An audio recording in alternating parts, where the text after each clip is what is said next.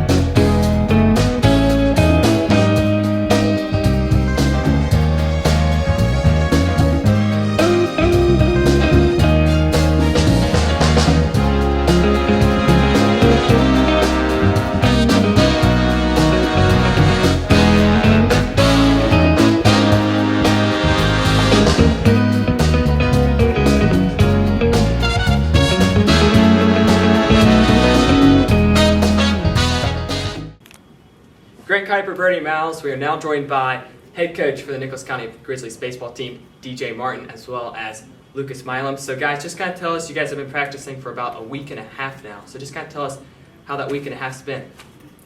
It's been really good. We actually started flex practice back in December and had great turnout, usually about 18 guys there twice a week. We rolled into that first practice.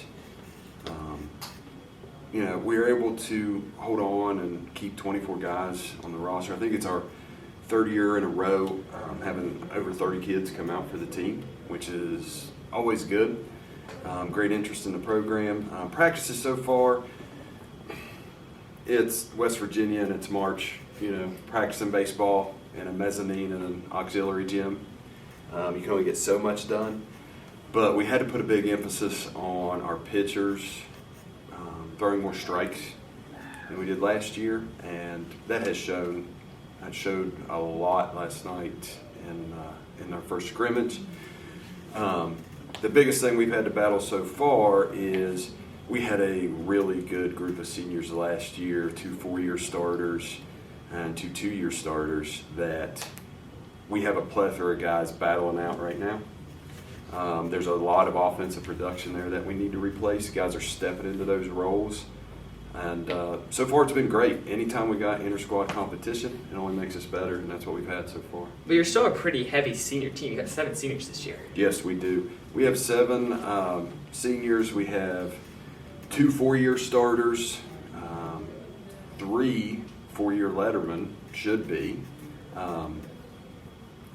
Probably would have had another 3-year letterman if Burkhammer doesn't lose his sophomore year. But we have a lot of experience, and we're going to ride that. And like I said, we just got to fill the gaps around them. The great thing is all those guys pitch. And when you have experienced pitchers at this level, that usually results in good things. So. Lucas, what's it been like stepping into a leadership role? I mean, you've had 3 great seasons. So honestly, for me, it's just about keeping a level head and just having that will to do what it takes to win. In years past, it's as a 3-year starter, it's really nothing new to me, just be prepared, just come in, be willing to work at practice, and have that drive to want to win the next game and just go 1-0 every day. So you said you've started for 3 years. So how do you think you have that experience now where you can take it into your senior year? For me, I just feel like it's just going to be easy for me to take what experience I have and just use it to my advantage, because some of these other teams may not have that sort of experience. So we already have the upper hand, and it's good to use it against them. So, Coach, you guys just scrimmaged West Side. So can you just kind of tell us a little bit about that? Yeah, we got 4 innings in, and some of our scrimmages, especially our first one when you're on the time limit down at Epling, we'll regardless of outs, we'll run 6 batters up to the plate each half inning. So the great thing we saw last night was our pitching staff. So through the 4 innings, they sent 24 kids to the plate. We did not surrender a hit. Nice. I know, Lucas struck out 5 of his 6. Jacob Keiper went in the next inning, struck out all 6. Lucas Helms comes in, strikes out 4 of his 6. So, like I talked about, the emphasis we put on hitting your spots, it paid off last night. We just got to continue with it. Because of all those strikeouts, we didn't test our defense a whole lot. That's a good problem to have. But we just got to get a little bit more consistent at the plate. But we knew some inexperienced guys, I should say, stepping into that role. Those roles just, it'll happen. This time of year, everybody kind of struggles at the plate. It's the first time seeing live arms. So we're right where we need to be, we feel right now. And just can't settle on that. Got to keep moving forward. You mentioned pitching. Do you think you have good pitching depth this year? Yes. We do feel that is, with the work that these guys have put in, with the battles that they have faced some of them over the last 3 years. Lucas gained quite a bit of experience last year on the mound in big games. Colton Helms has been doing it since he was a freshman, pitching in sectional championship games, closing them out. You had, another senior with Cooper Lanham, a junior with Hayden Neff. Quentin Thomas, a senior. Maverick Smith is back with us this year as a senior. And it goes on. I'm going to forget some guys and leave some guys out. Braden Brown as a senior. We have all kinds of pitching experience right now. And we have to trust those guys in those big situations. And that could play a big factor too down the stretch in the regional tournament, when you get games back to back to back. Oh, yeah. Yeah. Our regional, by the time we get to that point, we have played a lot of good baseball against a lot of good opponents. Our regional is, in my opinion, one of the best in the state. Last year, it definitely proved that. Last year, our regional, we did not lose a game outside of our region. We won 17 games, and we were still the 8th seed in the region. But then again, we were the only team to knock out a higher-ranked team in that tournament. So, like I said, the experience is there. The regional, as good as everyone is, it's anybody's for the taking. We just got to peak at the right time. So speaking of regionals, who is in the region? So in our region, calling it a region is kind of deceiving because it goes from the Ohio River to the Virginia state line. But so Ripley, defending state champion, only graduated 1 off last year's team. Yeah, they're going to be good. Everybody knows it. Moving that direction. You have Capital. They're the new ones to the region. Yeah, because they dropped down right from quad. Yep. Then go to Herbert Hoover. They were solid last year. Should be another really good baseball team. Moving on south, you have our old buddies, Shady Spring. Lots of fun battles. I don't even want to say games because it has been more than that with them over the last few years. It's like the backyard brawl. Yeah, and they've got to add some more players this year that are going to fill some of the spots that they needed. But they're going to be very tough. They're going to be very tough this year. They have a very deep pitching staff as well. And they look like they're built for tournament play. We got to see them scrimmage a little bit last night. Looked pretty solid. And then Greenbrier East, who was a very good baseball team last year, on down to Princeton and Pikeview. So it's baseball schools. All around. All around. So. Speaking of Capital, since they're new, are they good at baseball? I've never heard Capital baseball before in my entire life.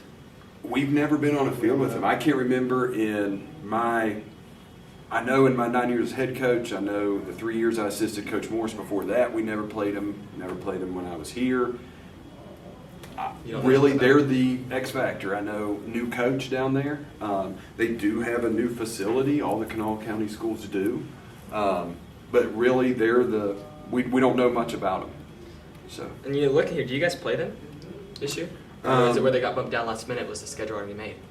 yes, no, we got lucky where the basketball teams didn't. Okay. Because those came out in May, and that's usually when we're making our schedules. So we do play Capital home and away. Nice. I was looking at the thing. It's Oak Hill tournament. What are you guys doing there? Honestly, we're not sure yet.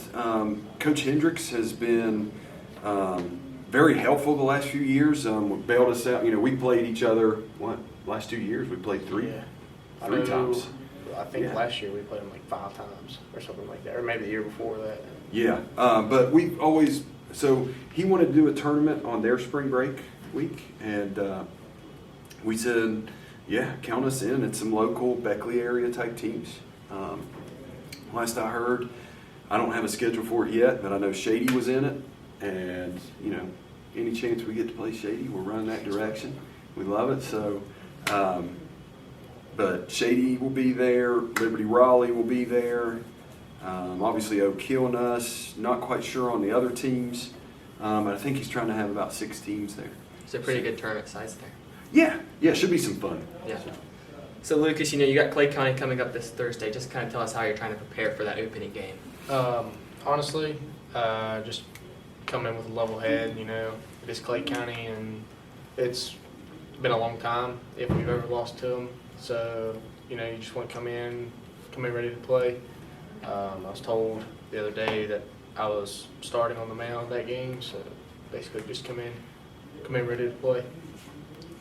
So out of this whole schedule here, what do you think is going to be the most heated game, but also the most important game? Definitely the Shady Springs game. Both, probably, honestly, the home game. The home game will be the biggest one, which will be not next week, but the following week. So, you know, Coach, and you can add to this as well, Lucas, you know, how do you think the region's going to shape up? Who do you think is going to be at the top of the region, and where do you think we'll shape up in that mix there? I mean, if you were to get some, you know, ESPN odds out here, I mean, I don't think anybody could. I mean, you got a defending state champion in your region, didn't give up a run in the state tournament, and graduated 1 kid. So, you know, if you did a preseason poll right now, I would feel safe in saying Ripley's probably going to be at that top there. But then, honestly, it was kind of like last year. You know, 3 or 4 games were the difference between being the 8th seed to being the 2 or the 3 seed. So really, really close. Like there. Sissonville was the 2 seed last year, and for, you know, we played them home and away for 12 of the 14 innings we played them. We had the lead. Yeah. So it's just all right there. So, and they got us twice. Yeah, it's all right there. And honestly, once you get past, you know, a lot of people knowing who Ripley are because they won it last year and they deserve that, this could go all kinds of different directions. So you're practically saying, you know, you got Ripley or Shady up at the top, but from there on back, it's going to be a pretty scrap to see who get that 3rd seed through 8th seed. Yeah. Yeah. Is Ripley beatable? I mean, do you Yeah. think so? Yes. Yeah. Same thing with Ripley. They did, you know, 10 run us twice, but they scored like 8 runs in the innings they did it.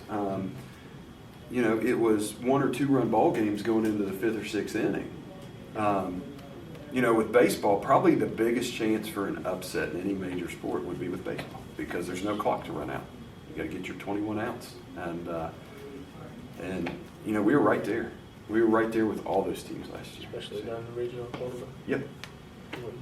So just kind of tell us how you're going to prepare for the season.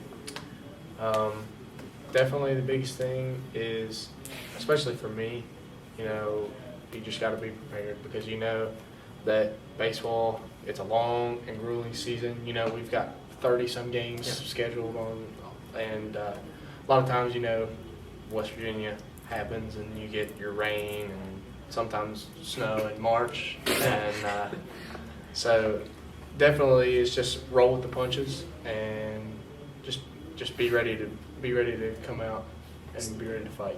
So do you guys try to reschedule the games the best you can? Because it rains a lot in the spring. Yeah, here. we try to definitely the regional opponents. Yeah. Will take precedence on that. You try to get them in, but I think there's only 1 week after next week because you can only start on Wednesday. After next week, I think there's only 1 week where there's less than 4 games. Yeah. So We have 3 games in there, something like 4. getting them in, and sometimes the teams that have turf, a lot of them in our region do, and we don't, or just have better drainage systems. You may even try flipping home and away. My field may not be playable, theirs may be, and if we can get there, flip it. A lot of teams are pretty good about doing that. It's baseball, guys just want to get in as many games as possible. So from a player standpoint, is it different going from a grass field to a turf field or vice Yes. versa? Can you tell us about that? The biggest thing with a turf field, ground balls, it's always going to hop the same.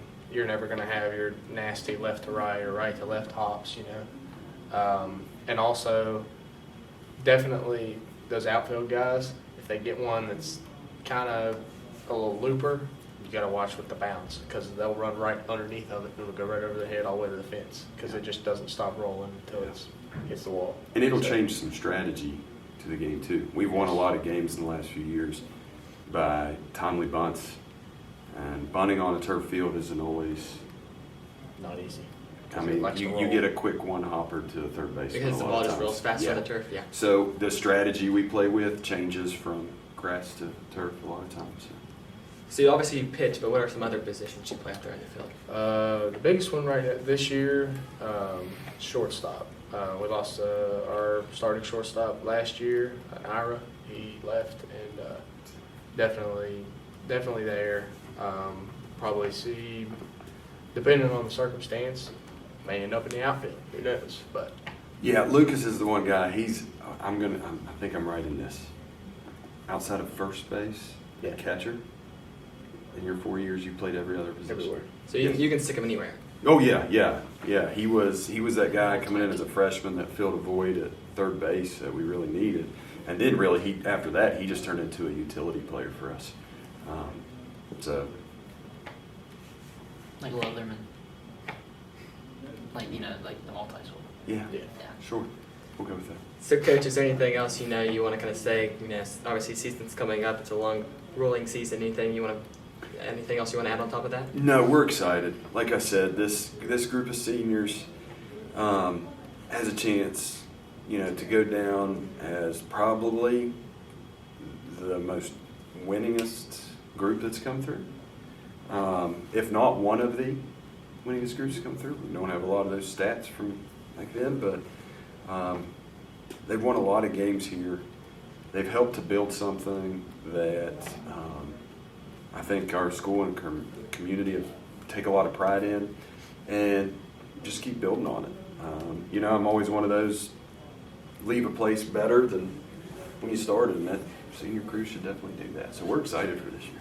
Lucas, anything you want to add on? Not really. I mean, honestly, for me, it's just this is the last one, so definitely play hard, have fun, and we want to win.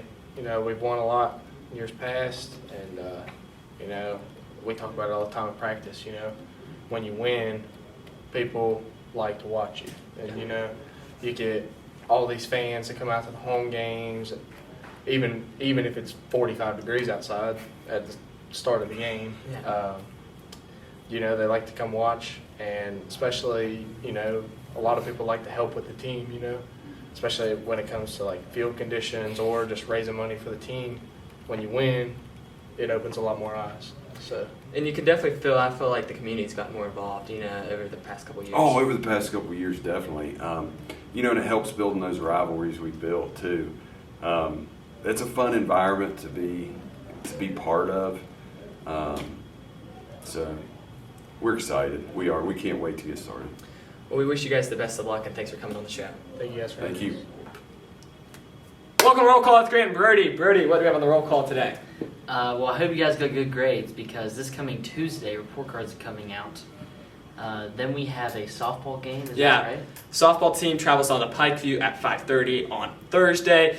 And then the baseball team has their home opener this Thursday at 6 o'clock. Hopefully everyone can come out and support. I hope so too. We also have a shout out, and that shout out is to Jimmy Adkins. Thank you for watching this episode of Griz Nation. We'll see you next time as we sit down with the NCHS softball team.